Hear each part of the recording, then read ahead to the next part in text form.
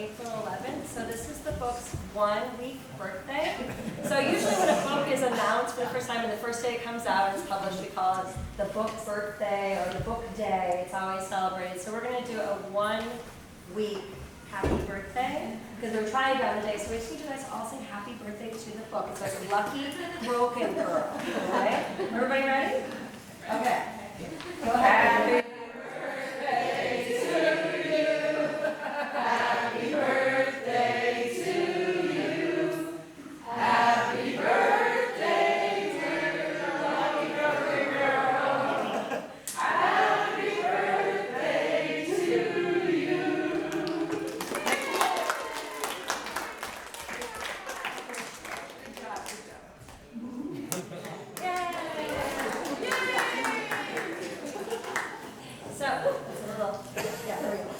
So in the book world, it's actually a really big deal, is to have it come out. As we've talked about in our class, before this book, we had the ARC, which is Advanced Reader's Copy that was going through, and a lot of you haven't had a chance to read the first 3 chapters of it.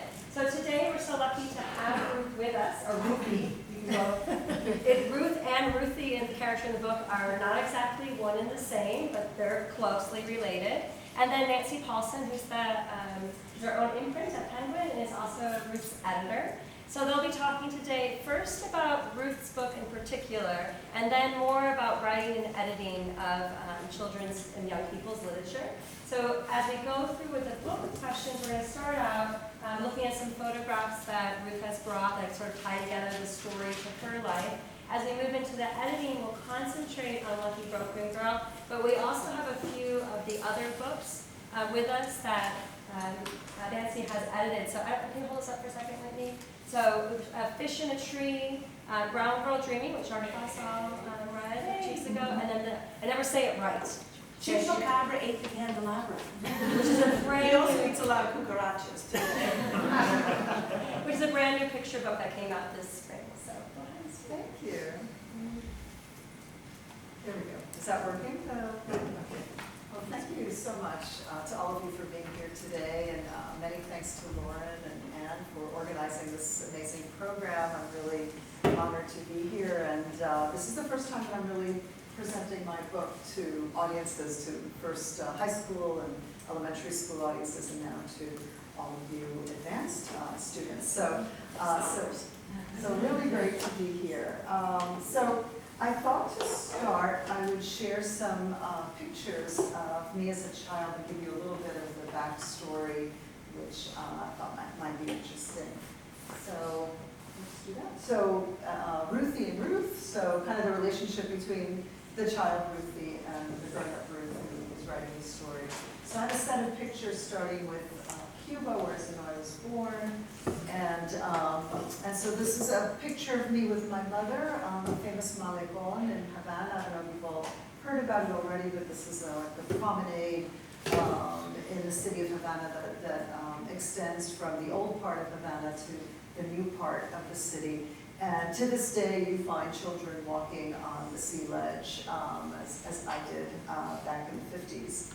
And here I am with my parents, a little bit cut off in this one, but fine on these other ones. And we're just posing by a park near where we lived in Havana.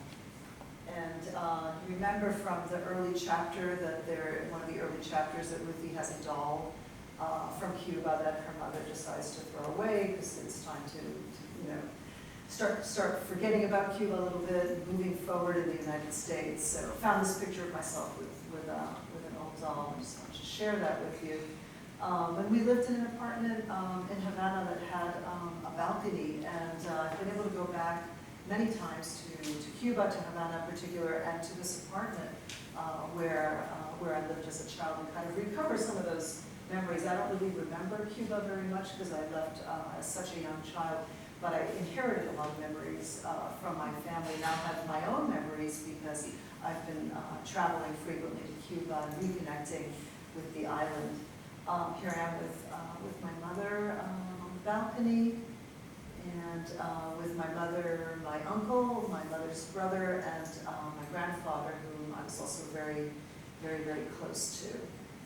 And here with my grandparents again, and I don't know if you got that far in the book, but my grandmother's story is also included in the book, and she was an immigrant from Poland to Cuba who arrived in the 1920s and worked with my great-grandfather to bring the rest of the family to safety in Cuba just on the eve of the war and the Holocaust.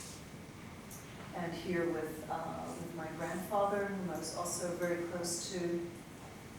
And my grandfather was always very proud of the fact that he had worked on the railroad in Cuba, and he would always show us this ID card that he had from having been a worker on the Federal Highway on the railroad in Cuba.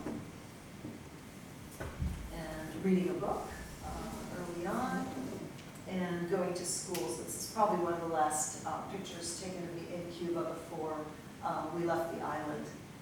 I have this picture of my grandmother leaving Cuba. She's carrying that box. And we left in the early 60s and settled in New York, as you know from the book. So this is one of the first pictures taken of us, of me, my parents, my little brother, when we arrived in New York. And just to give you a sense that this is the building where we lived in Queens, New York, with my grandfather with one of my little cousins, and we always had those carts to go do our grocery shopping and bring all that to the apartment. My mother with the wide belt, and my Aunt Sylvia, who also has become a character in the book, and it gives you a sense also of the street and the buildings and what they were like. And I was the oldest of the 4 cousins, and so there I am with my little brother and my cousins who appear in the book. I made them twins in the book, but I was the oldest. I was kind of the one that was always in charge of the 4 kids. Yeah, just again to give you a sense, so some school kids from when I was growing up in New York. The girl all the way to the left is Dina, called Danielle in the book. And I also mentioned having these dresses from Cuba that my mother gave away to my cousin, and my cousin is wearing one of the dresses that used to belong to me. And I remember that, for some reason I remembered that very vividly, losing that dress to my cousin. And one of our famous birthday parties in the apartment that I describe in the book in New York. And of course the astonishment of snow coming from a tropical island like Cuba. Snow was a really amazing thing for us, and playing in the snow was great fun. I know here you're surrounded by these beautiful snow-capped mountains, and that's not terribly unusual for you, but for us it was just an incredible thing. And here with my brother, and I think that may have been the car, I'm not sure, that was the car in the accident. And so this is more or less how I looked just before the car accident that changed my life, put me on a whole other journey, and soon after recovering.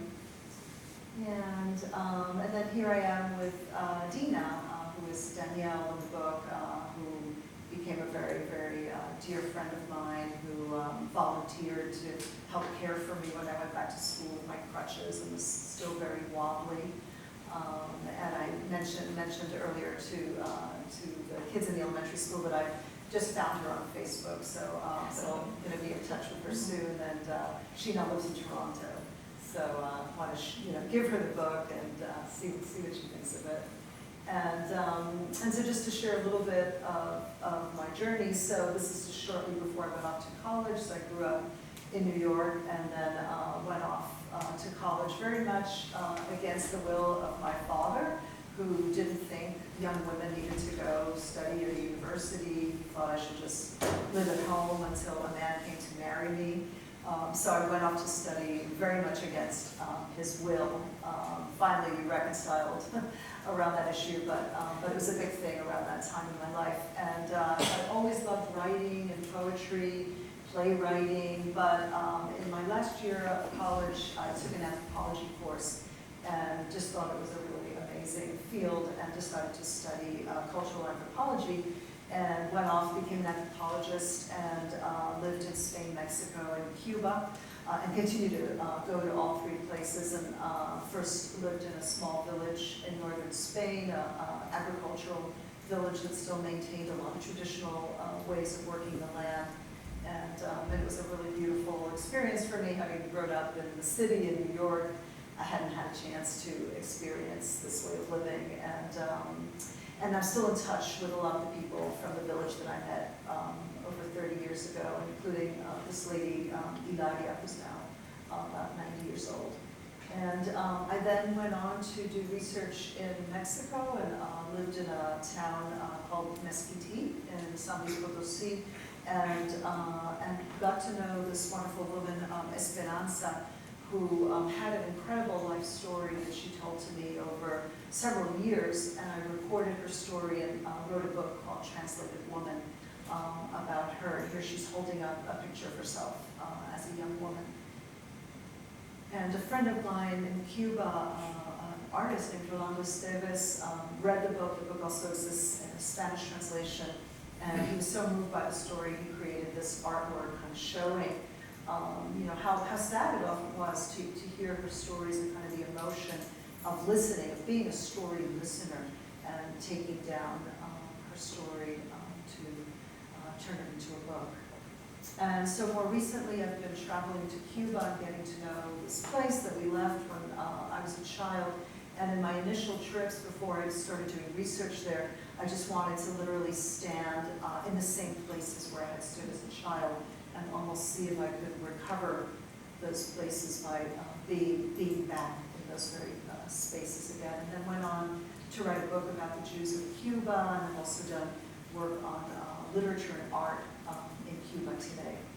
And I now live in Ann Arbor, Michigan, house painted many colors, and I feel very fortunate to have this bicultural, bilingual background, to be able to both read the work of the great Cuban poet Jose Marti, an independence leader, and also be able to take in the amazing poetry of Emily Dickinson, who was very reclusive, and I identified with her quite a lot because she barely left her house in Amherst, and just wrote poems that she kept under the bed. So that is something that I feel very, really very pleased about with my heritage, and I'm able to be part of both of these cultures and traditions.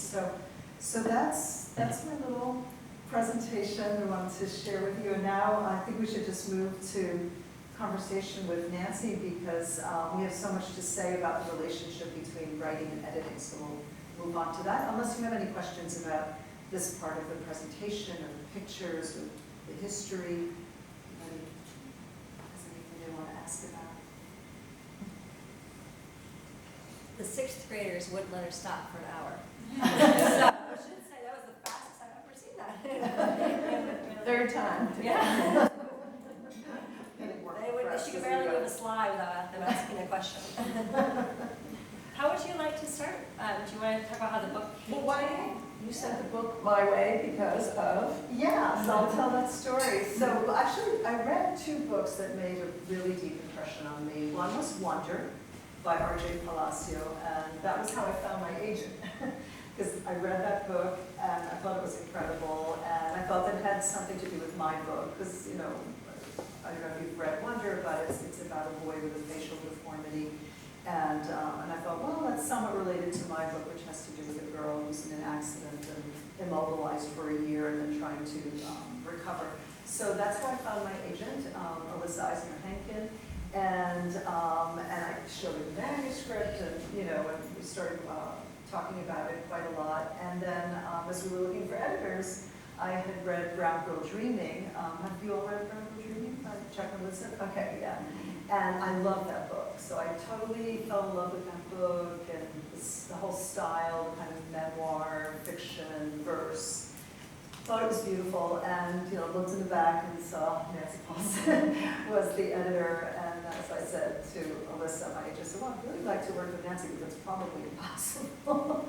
and that's how we all got. And I read it immediately and You fell did? in love, and I think I made an offer that week. Yeah. And I think that was submitted, this summer, it will be 2 summers ago, so that's fairly fast in our world. You know, that we really got cooking right away on the book. Well, because I really wanted to work with you, so once you Right. said yes, I said, well, forget about everybody else. I don't want to work with anybody else. So, so that would just, it all felt, there's a word in Hebrew, if any of you know it, Behar, I probably know you're pronouncing it right, but it means meant to be. And that's very much how it felt. Everything felt like it was meant to be, and so I just, perfect.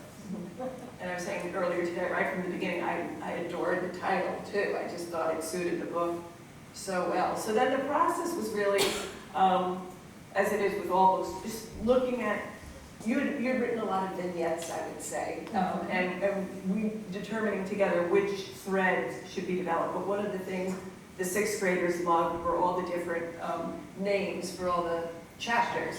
And that really informed what we developed, I think. Very much, because I had started out numbering all the chapters, and the vignettes were pretty brief. Some of them were a paragraph or a page, so they were almost like little prose poems. That was kind of how I had envisioned it originally, but it didn't quite have enough like narrative flow to it or enough of a narrative arc. So a lot of things needed to be developed, and that's where Nancy would come in with a question and say, well, what about this? Or, you know, we've talked about the nurse. There's the nurse Neela, do you remember from early on? So she's the mean nurse, and I remember distinctly this mean nurse in the hospital. It's probably something that a lot of kids feel, you know, when you're wounded, you sort of feel that nobody's being sympathetic towards you. And so at the beginning, she was just the mean nurse, you know, and I kind of left it at that, and then Nancy asked me, well, say a little bit more about the nurse, and so it forced me to develop that and to think about, well, why is the nurse being mean? Maybe there's something in her life that isn't going well, or maybe she's not really mean, maybe she's just exasperated and the child is reading it as meanness. And so I really enjoyed writing that because I gave this woman a story. She was just an anonymous nurse when I first, you know, wrote it down, so she was just a thin character.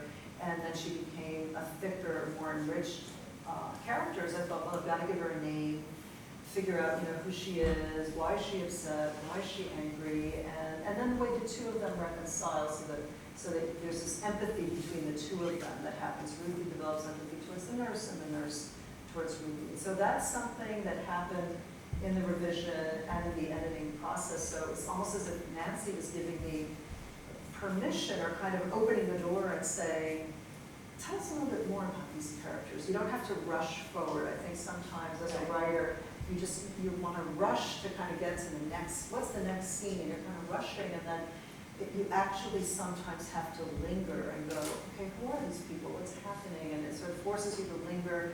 It takes more work because you've got to kind of figure out more things in the story, but it enriches. You're kind of enriching the story literally like moment by moment, and that's a very good feeling. And then a magical thing happens. I think one of the ways that scene ends is the nurse is from Ireland. She's talking about how she forgets the stories of her homeland.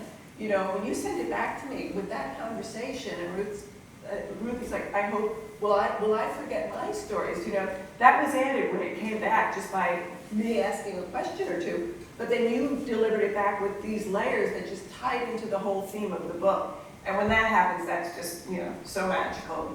There's that one sentence you have about the two of them when they connect, about her heart with the flan. How does that? Oh, the sugar crust flan. Yeah, that her heart cracked like the sugar crust. What was that number? The sugar crust on her mother's flan, on mommy's flan. Yeah, and that just happened. It just kind of really happened. And I was interested in the Ireland-Cuba connection because I know a woman in Ann Arbor whose name is Cynthia Canty, who does radio in Ann Arbor, and she's interviewed me once before. We were talking about Ireland and Cuba and her connections to Ireland and my connections to Cuba. So I kind of had Ireland on my mind, and I thought, well, maybe this nurse should be Irish. You know, but it was just one of those things where, you know, you gave me the permission, you kind of opened that door, and then I just had to go through the door and go, okay, how do I now enrich this so that there's a full person there, there's like a multi-dimensional person, not just a mean nurse, right, which would have been a very thin character. Right, and how it informs the story. And I think one of the things with just the the books you showed there, they're all books about characters who find, Jacqueline Woodson always says this, a way out of no way. And she talks about how, her ancestors who were slaves had to make a way out of no way. And that's what happens to Ruth, too. She's everything, she's a baby in diapers again. Right? And then they come to see the piggy in the room. You're just laying there. So how do you then convince yourself that, to keep going on? And what do you do during those hard hours and days and months and months, Months and months, yeah. Mhm. Yeah, and that was a challenge in the writing. When I showed it to a few people at the very beginning when it was being announced, people said, well, there's not much going on here. It's a child in bed for a year, And so I thought, oh, okay, so I have a problematic story. Nothing's happening here. She's just in bed all the time. It's not going to be interesting to readers. And so I worried about that. And then that led me to really think about different kinds of journeys, and it was part of the reason I wanted to share kind of the story of being an anthropologist and being somebody that has always been traveling and on journeys and kind of being almost a voluntary expatriate for periods of time living in other countries. And then when I was writing this book, I thought, well, this is a different kind of journey that I've been wanting to take for a long time, which is being still and taking a journey of the imagination. And so I thought of this as another kind of journey, and if I could just present that in the book and show that Ruthie isn't still. She's still physically, but she's not still mentally and emotionally. In those parts of herself, she's actually growing and changing and very active, even though she's lying still. And so that became something for me that I thought, okay, I've got to make this work. I've got to really show that there's a lot of growth and change happening here. You don't necessarily have to be jumping around or doing things, physical things to be evolving. And so that became one of the things that was important for me to just make that all give it action, a different kind of action perhaps than we're accustomed to in most stories, particularly for children, I think. And you have those two things. You have the world coming into her room with, all the different wonderful people who populated her life. But then you have that battle going on in little Ruthie about how do you get rid of the hatred for the people who caused this accident, and she knows that hatred is a bad, you had the sense that this was not good to be burning with hate. No. Right? No, it was not good. I mean, I remember feeling that as a child, a lot of resentment towards these young guys that had caused the accident, and a kind of rage, like, why did they do this? Not so much like, why did they harm me and others, but why did they, end up being so careless that they ended their lives too soon? And so there was that kind of feeling of resentment, and so that one of the big themes became this whole question of how do you deal with anger? A young person who's been like, who do you blame? It was like this question of, she felt initially this need to blame, so she was like blaming, these young men that had caused, the accident. And then I think realizing finally that there was no need to blame anybody. It was just, it happened, and An accident. An accident. It was random. It happened, and she had to move forward and kind of let these guys that she had hated so much, let them just kind of move to where they needed to move as spirits too. So I think that there's also, for me, there's a very important spiritual dimension as well in the story that I think developed over the course of the revisions. And one of the things that got developed as well, I think, were those letters that she writes. I love the letters. The letters to God and the letters, to Frida, all those letters, that kind of Shiva, that all, developed also in the course of writing. So there's just a lot that happened in the revision process that was, for me, very exciting. I always tell that to my students, to put as much as you can down on the page so that you have the clay, and then once you have all that clay, then you can sculpt. But until you have the clay, you have nothing. Then you whittle it away and take away the things that are necessary. But until you have some clay, you can't sculpt. And so that is really important. I felt we were really doing that sculpting, whittling away some of the things that were unnecessary, and then adding new things that really needed to be there to really fill out the story and make it richer and deeper. And then the honesty and dimension of your mother's character. I mean, she's one of my favorite characters, because she's a wonderful, flawed character, like most people. You know, here she is, a young, beautiful woman in this country where she feels trapped because she can't really speak, and she's looked upon as less than by most people. And then she's stuck home with this sick child, and she wants to get out and have fun, but that's not in her, you know, life plan at this point in time. Yeah, I mean, when I thought back to, so just the whole experience, well, first of all, how young I was, but how young my parents were, because my parents married very young. In Cuba, they were 20, my mother was 20, and my father was 22, and when we came to the United States, they were in their late 20s, so they were very, very young, and they already had 2 children.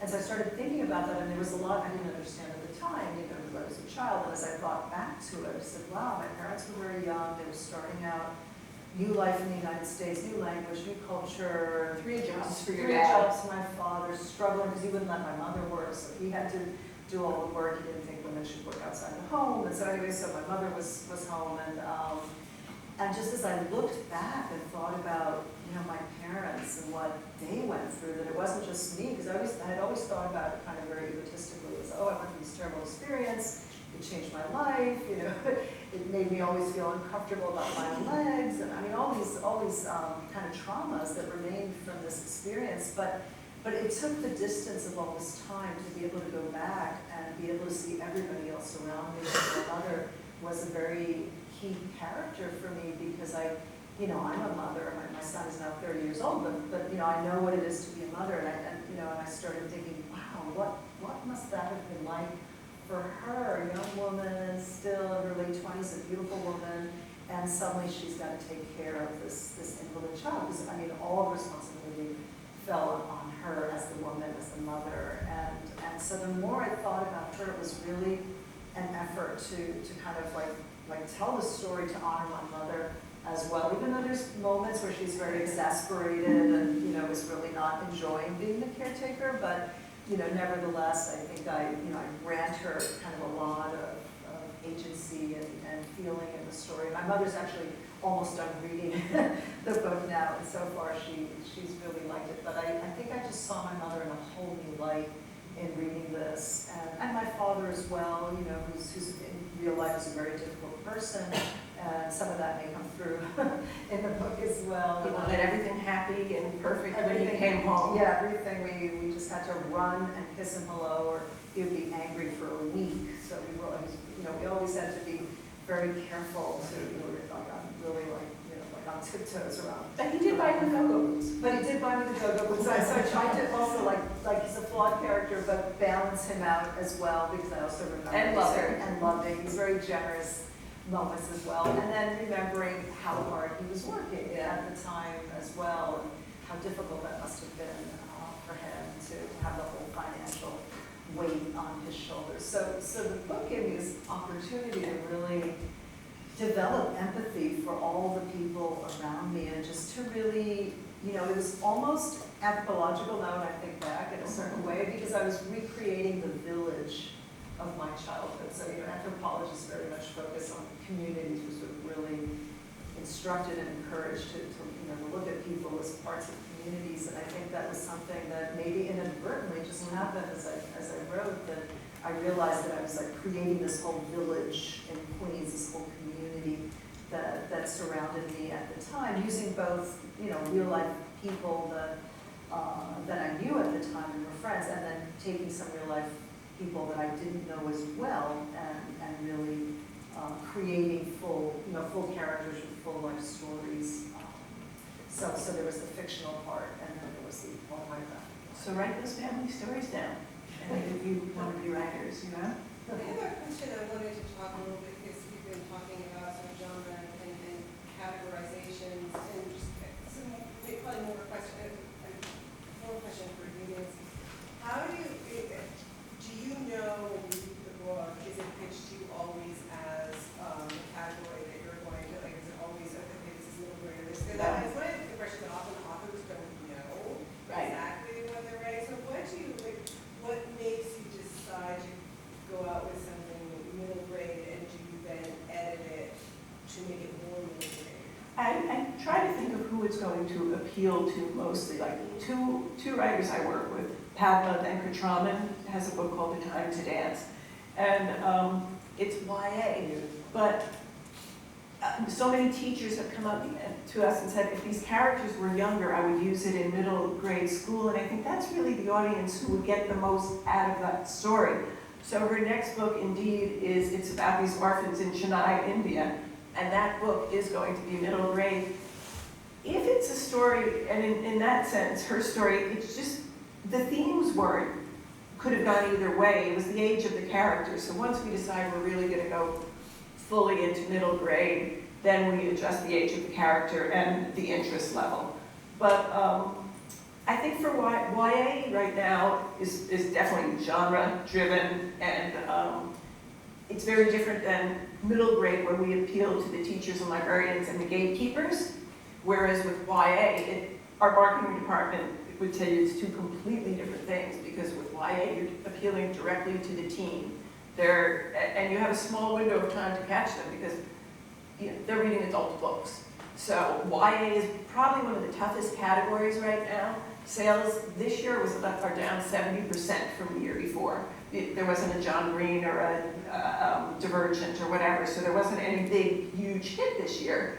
So a lot of the bookstores will say, right, like, what's bringing the teens in right now? And there's Marie Lu, and there's who did you just mentioned before? Renee? No, Renee. Yeah, Renee Audio. And Saba Taylor. And it's great because there's all this wonderful diverse YA now that's really quite magical. But I think a story like Lucky Broken Girl and Brown Girl Dreaming, actually those are read by a really broad audience. So, that answered your question at all.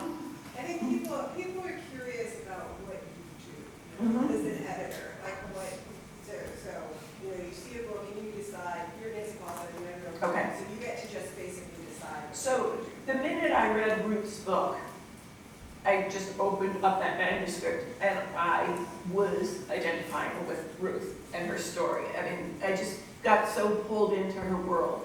And I love that, it had a lot of poignancy and hard times, but it sort of showed her coming out the other end, and not in a fake way. It's like she went through all of this. But we're all going to have these journeys, but you keep going, you weren't able to put one foot in front of the other. Eventually you were. But I love that it does offer some hope and, give you almost a little roadmap for dealing with trouble, because everybody, no matter who they are, is going to go through times like you went through in one form or another. So I think it's that really human, that connection I make for a book. And then in the editing process, it's really just helping pull out the story.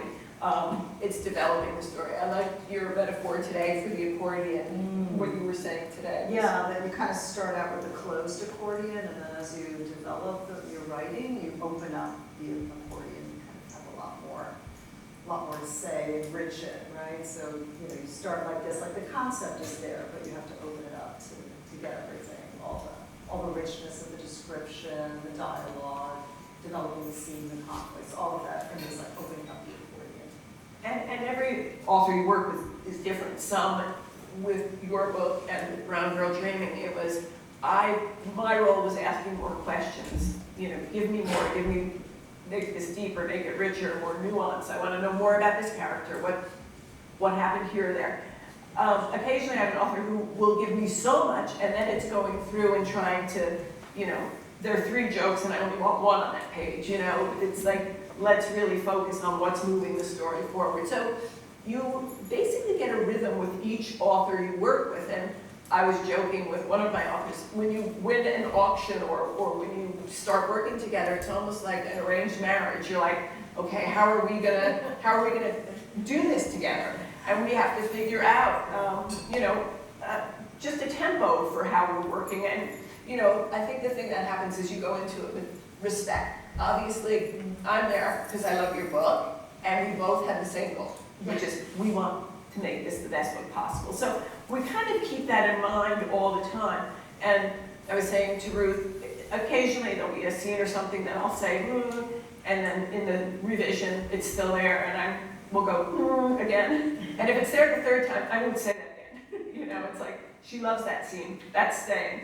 And how does it play into the book? So it is this trust you begin to build in each other. Yeah, and I have to say that I would look forward to getting Nancy's edits. I wonder what she's going to say about this, you know. And so it's a very exciting relationship as well, because you know that you love the book, I love the book, we want to make the book as great as it can be, and it is a relationship of trust and just kind of an admiration too, because I'm looking up to you and going, and as a writer, I mean, you all know how uncertain you are sometimes when you're writing and you think something's good, but you're not sure. It would be nice for somebody to just say, that really is good. That's or, great. That's great. Like when you would say, like there were certain, passages, you go, oh, this is really nice. You really got it here. So that for a writer, that's like, oh, great. More of this. Yes, I figure like, great. But then there were moments where, it wasn't quite there yet, or I knew it wasn't quite there yet, so I was waiting for Nancy to say, well, yeah, how about this? And then, it would just like really set me off in the right direction. And there were certain things that I wrote over and over and over, and the ending, I just kept rewriting the ending and really struggled with that, how much to repeat the themes or just let it kind of end. And endings are hard. Endings are hard, and I struggled Those last chapters are really hard with that. And you were very, very encouraging. And then when I finally got it, you said, okay, you got it. Yeah. Because there's also the possibility of overworking Right. something to the point where you really destroy it. And so, see, that's the hardest thing for me about writing is like, when is it finally there and it's time to stop, and when is it not there yet and you need to do a little bit more. And that's when having a great editor really helps, because you trust the editor, you trusted Nancy, like, yeah, no, you got it now, and so I knew that I could move on to do something else. And so that relationship, I think, for a writer is really a great thing to have. Should we ask your questions?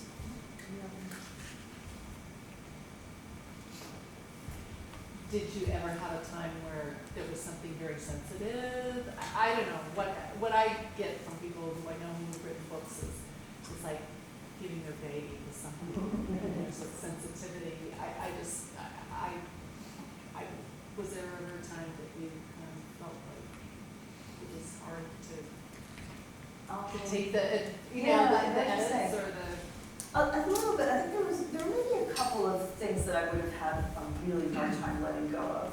Nancy had said, "You must remove this." But her name is on the book, and that's always in my mind. This is Ruth's book, not mine. Mm-hmm.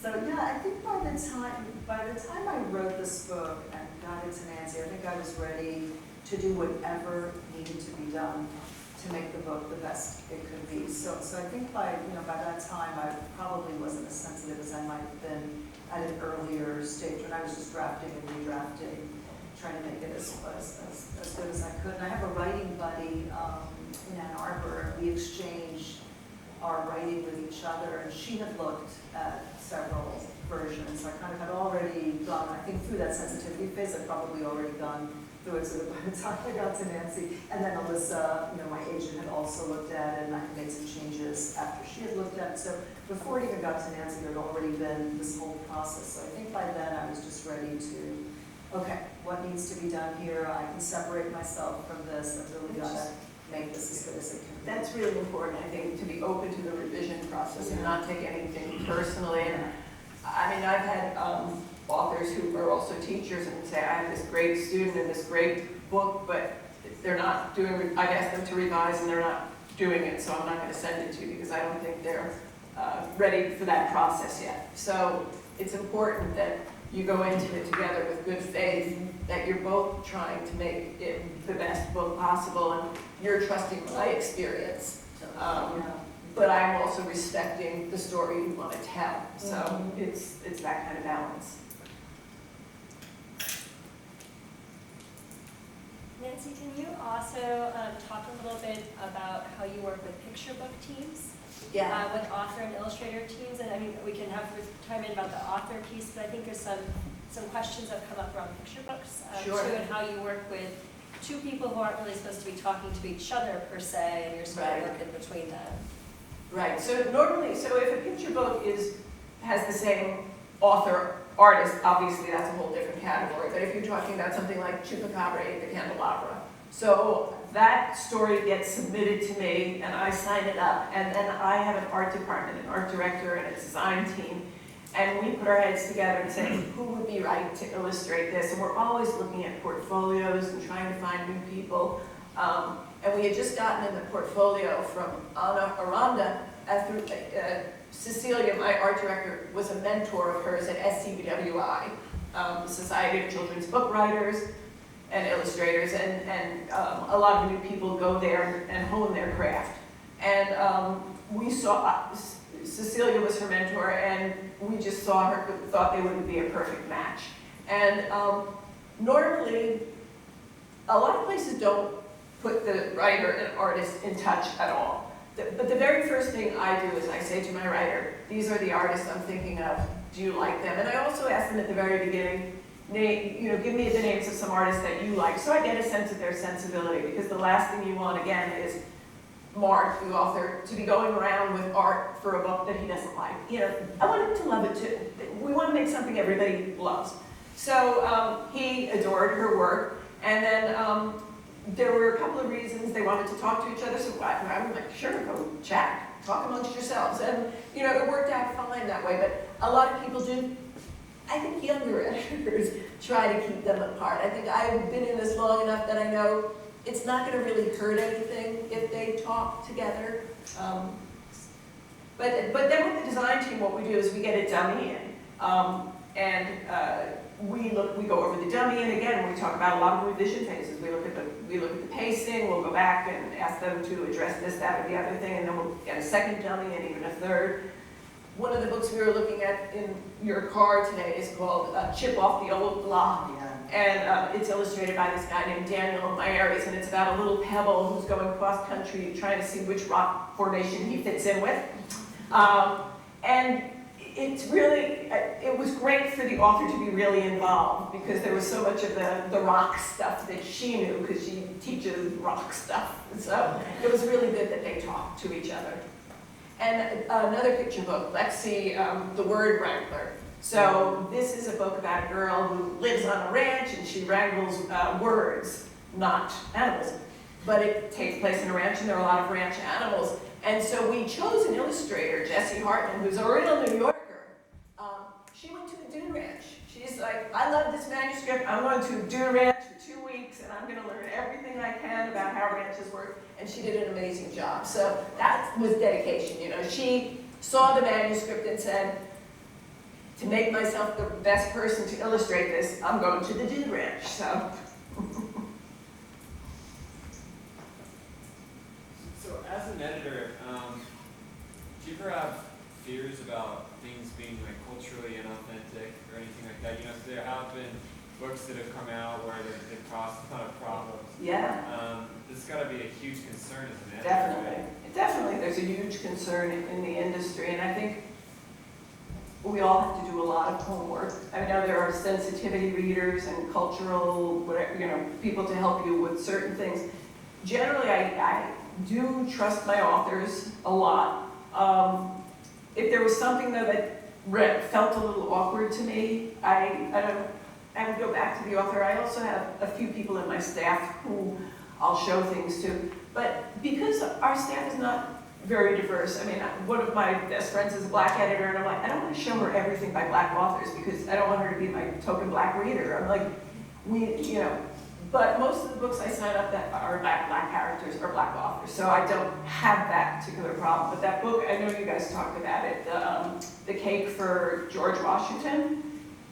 That book, I just was so problematic in so many ways, because if you do 5 minutes of research, you know that that chef was not ever able to bring his daughter to the Philadelphia White House. She was a slave, she was stuck there. So to take that kind of license and say, oh yeah, she's gonna just go with him, as if that could happen, like in 2 minutes I would have said, no, that cannot be. So I don't know, it's a sticky wicket, but there are these websites, Reading While White, there's a lot of there are a lot of great librarians and teachers out there who you can get help from too. So you gotta, I'm glad the conversations are happening, I guess, is what I can say. Nancy, can you speak to the example with the Pebble book that you were discussing in the car? Is that okay to? Sure, which one was that? The Pebble and the names of the rock Oh, formations. yeah. So the Pebble visits a bunch of different rock formations, and one of the rock formations, he tries to become part of his Devil's Tower in Wyoming. And I started researching that, and I heard Native Americans really, that name's not cool. That was a misinterpretation of what the name was. It's really Bear Lodge, and so apparently right now they're trying to get it changed. So I was like, we can't call it Devil's Tower, but the rocks are this rock's cousin. So we're calling it the Bear, and then at the back we go and we have a note that talks about the different names. But that was something, I'm just glad that we're staying on top of everything there is to know about these rock formations and how they were named. And I have to say, anytime I do anything about pioneers or this or that, you really have to think of Native American viewpoint. You really have to think of all of that stuff, which I think people didn't think about 10, 15 years ago even. So do you think that's a growing trend with it among editors, that being Awareness, not a trend. Hopefully it's a growing awareness, not just a trend. I think people just need to be respectful of the history of a place. I agree. Yeah. So is that something that a lot of editors are? I think so.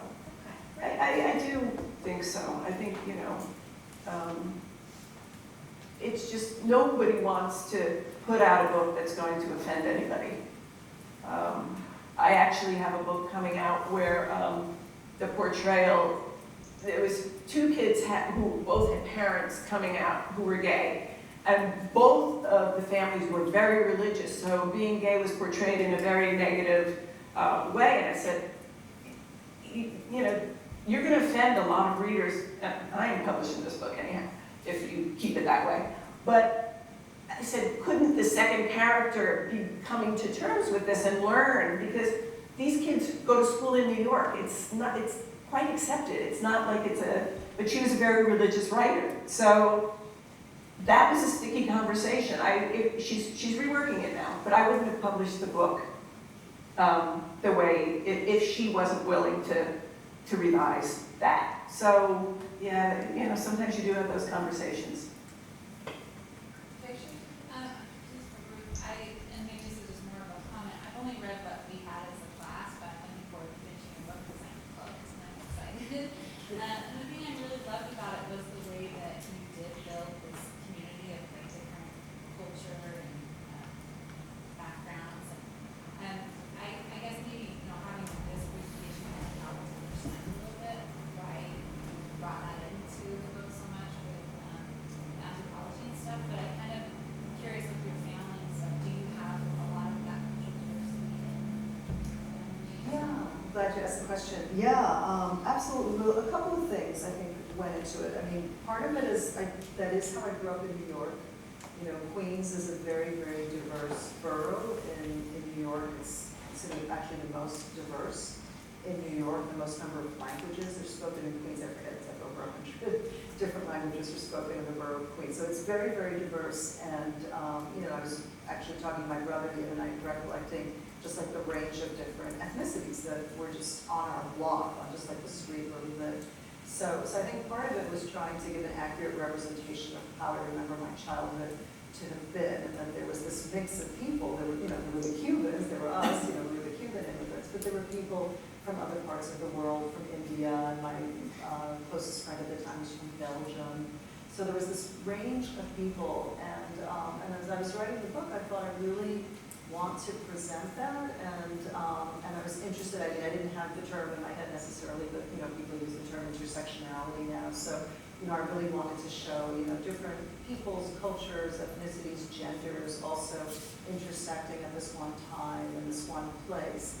So that's part one. Part two is that I've been reading Latina literature for many, many years, and I'm very inspired by what I've read by Latina writers. At the same time, I sometimes feel this happens a lot with ethnic writers, that they tend to create, in their books, they create a community that's completely homogeneous. So if you're writing about Mexican Americans, every character is a Mexican American. If you're writing about Asian American, everybody's Asian in the same way. And I wanted to try to get away from that and create a story where there's this Cuban family, but it's not just Cubanness that I wanted to represent, but these different cultures intersecting with that Cuban immigrant family. And it's not so much something that like I wanted to do hypothetically or theoretically. It was also very much the way I remembered growing up. And I think this may be very particular to New York, where you're very likely to meet, people of many, many different nationalities. It was just kind of a very common thing then. And I think it's even more common now in New York. But I think now we're seeing that in many more parts of the United States. I think a phenomenon that I associate very much with New York is now very much widespread throughout the United States, and you find people from many more different places, in different parts of the country. So I think I wanted to honor that. I think it had something to do with how I grew up. It had something to do with my vision of Latino writing and the way I wanted to write as a Latina, right? But writing as a Latina, but also showing that my culture wasn't isolated from that of others. And I think number three is probably that some of my training as an anthropologist came into this as well. And I'm very aware of cultural background and how that influences people, their lives, their food customs. I mean, all those things. So probably, the 30 plus years that I've been an anthropologist, has warped my brain in certain ways. And so I tend to see the world very much in terms of those categories. I think that all of that kind of came together to create the idiosyncrasies of this book.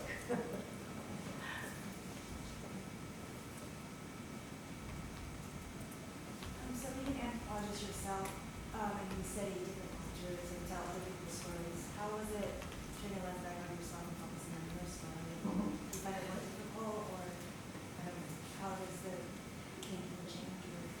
Yeah, no, thank you. You're your own specimen. I'm my own artifact, my own archive.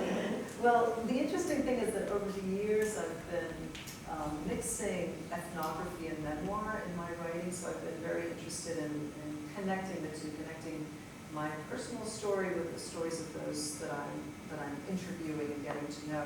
And there's actually a whole genre called autoethnography. So I kind of fit into that. I was, maybe, among like the first people who started doing that kind of writing, blended writing where you blend ethnography and autobiography. So I think I've been thinking autobiographically for many, many years, but I had never tried before this book to actually write full fiction and put myself, in the head of a girl, right? Based on me, but still very much a fictional creation as well.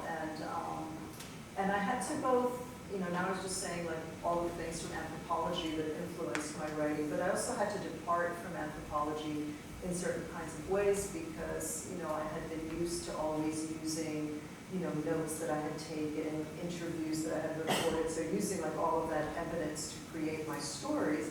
And here, I didn't have any of that. It was just like straight out of the air, literally, so having permission to invent characters, to invent dialogue. It's a very autobiographic book, but I wasn't recording my mother at the time. I don't know exactly, what she said when I was 10 years old. So, so I was reconstructing from memory and imagination. So that was the part that initially was somewhat hard for me because I was used to telling a story in a particular kind of way, working with very, clear sources and materials and like having a whole set of notes, field notes and so on that I could draw from. And here I was just using things like photographs that you saw, like other kinds of evidence, but using that to then create, through my imagination, the life of Ruthie, trying to both remember who I was, but also creating the character, maybe who I would have liked to have been when I was a child, right? So kind of moving now more, I think, between autobiography and fiction as opposed to autobiography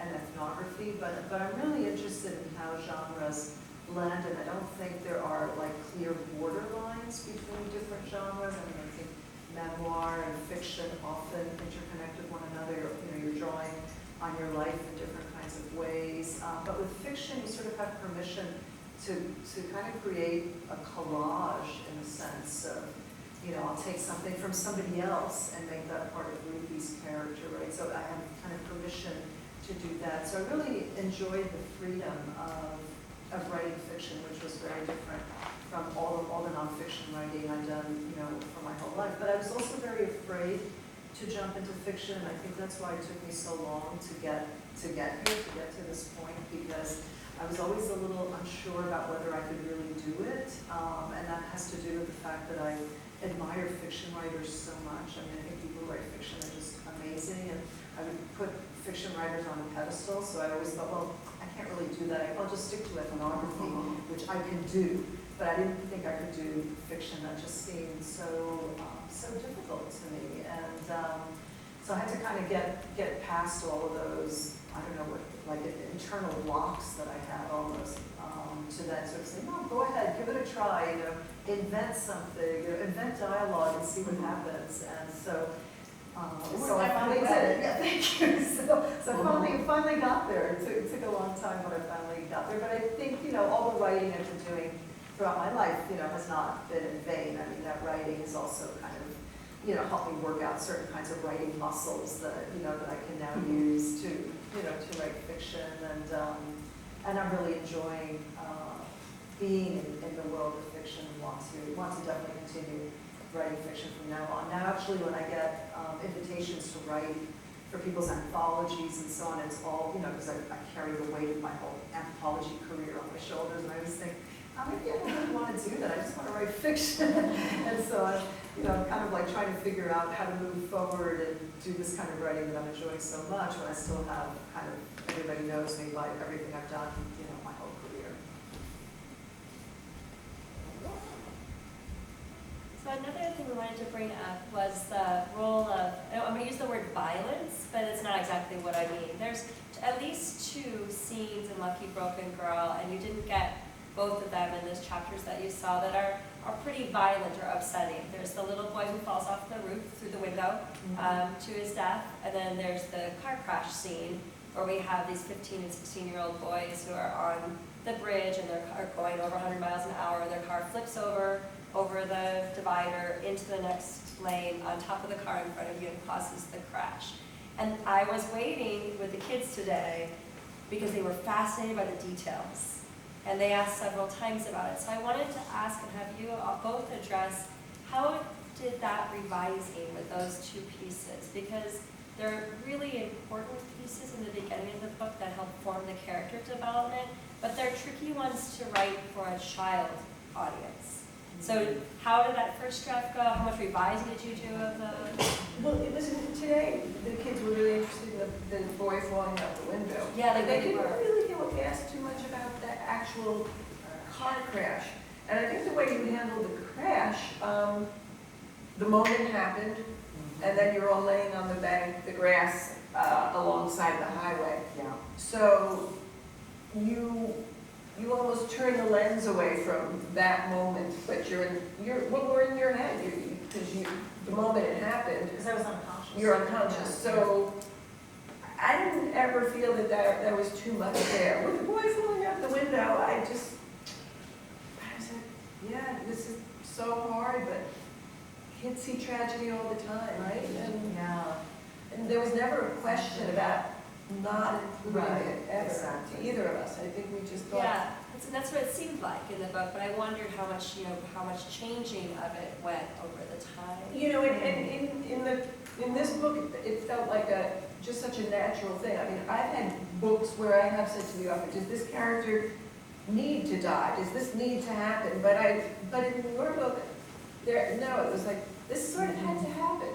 And this happened. And it really happened. That was the thing, that it really happened, and it was something that I carried from my childhood, because so there was this family from India, and they had 2 children, and I didn't know them well because, you know, there were 2 boys, and so, you know, tended to hang out more with the girls. So I didn't know them well, but I was curious about them.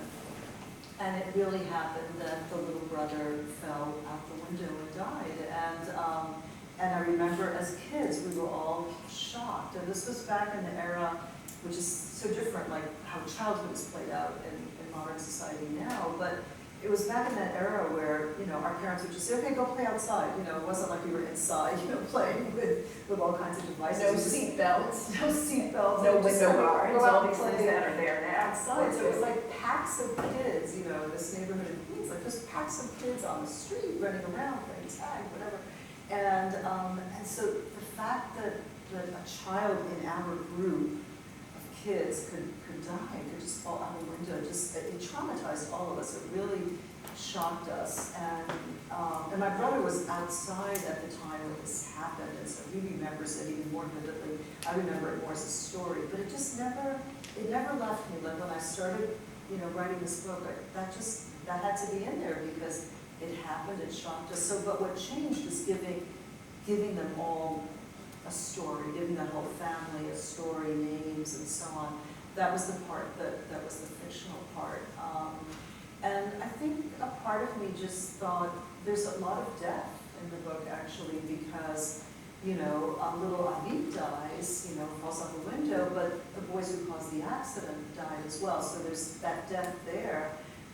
So there's death from the very, very beginning. She's kind of facing death. And for a moment, she's, you know, when the accident happened, she's not even sure if she's alive or dead because suddenly she's by herself and nobody's in the car anymore with her. And that I do remember. I remember that moment when I woke up because I was clearly asleep and then possibly unconscious after that, maybe hit or something and I was unconscious. And then I remember that moment of waking up and there was nobody in the car anymore. It might have been seconds, but you know, in my mind it was a long time. So there was death there, and then that story, I just felt like that was part of my childhood. There was like no way I could not tell that story. So I had to figure out how to tell it in such a way that the kids could respond to it and kind of take it in and honor it, and then also be able to, you know, move forward with Ruthie. And so that's why I decided that the family would go back to India after the death, and that it would take a long time before Ramu would write and, you know, reconnect with Ruthie through those letters. So it's just kind of a bunch of decisions that I think got made in the course of the writing that kind of felt right for the story.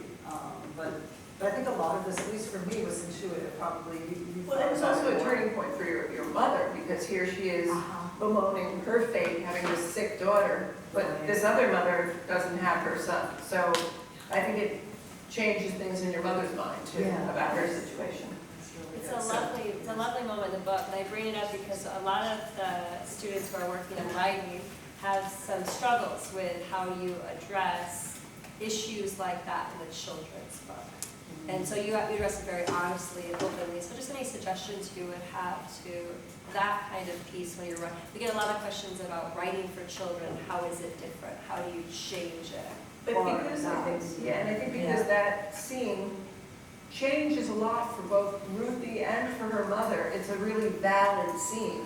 You know, it's not just thrown in there. It's in there and it changes the course of how people behave. So in that case, it's not, sometimes there's violent things that feel tacked onto a story and they're just there, you know, and you feel like they're there for sensational purposes. But there, it's a real, you know, important part of the growth for everybody, yeah. And then, of course, after the family goes back to India, then Chicho moves into that same apartment. And so, but Chicho honors the memory of this boy that he doesn't know, but who lived in the same apartment where he lives by creating the altar. So I felt that kind of brought it all together and sort of connected the cycle of life and death in a way that I think both an adult and a child could relate to. I don't think we need to hide death, you know, from children. But I thought bringing in, you know, the tradition of the Mexican tradition of the altar, and that there's a space there now for this little boy lighting, you know, sandalwood incense. His presence is respected. His presence is respected. Yeah. So to me, it felt like it was the cycle of life and death, and that's something that kids need to know about. And on that note. Yeah. What to say? Any other questions? question that, we had any other questions about writing for children or in general questions? It's one classroom for math. Mhm. So when I'm writing, I don't always necessarily think about the category or genre, especially in book stuff. So is that as an editor, do you help kind of the author to like this? Because you said that's really important. I do. I mean, many of times I will get a story that's written as a YA, and I would say I think this would work better as a middle grade because of the kinds of themes you're covering, and it's the character, how the character is growing. So I think the best thing I can always tell people who want to write is read a lot. Read what's out there. Read what's working. Kind of decide which area you're focusing on. You don't have to get it completely right as to the age group, because your editor would help with that. But just read a lot, you know, and then you'll get familiar with good stories and why they're working, and what it is about them that is speaking to the readers. But don't worry yourself too much about the age. You know, the most important thing is to write. Get your story on the paper. You know, start there. Get the clay, so that. As Jane Yoler used to say, you know, thick. That's her secret to writing. Butt in chair. So that's what you got to do. Just keep writing away. And turn off your email. Oh, yeah. These days, that is very, very, I find Too it very tempting. difficult. Well, let's give them a round of applause.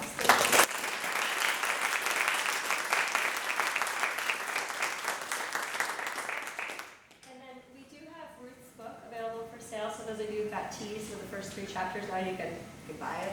I guess you read the rest of it, and she's happy to sign that for you. As well as we have some of the books that Nancy has edited. And would you sign them? I don't know. Sure, If you wanted to get signed by, she can sign, we can all sign things together.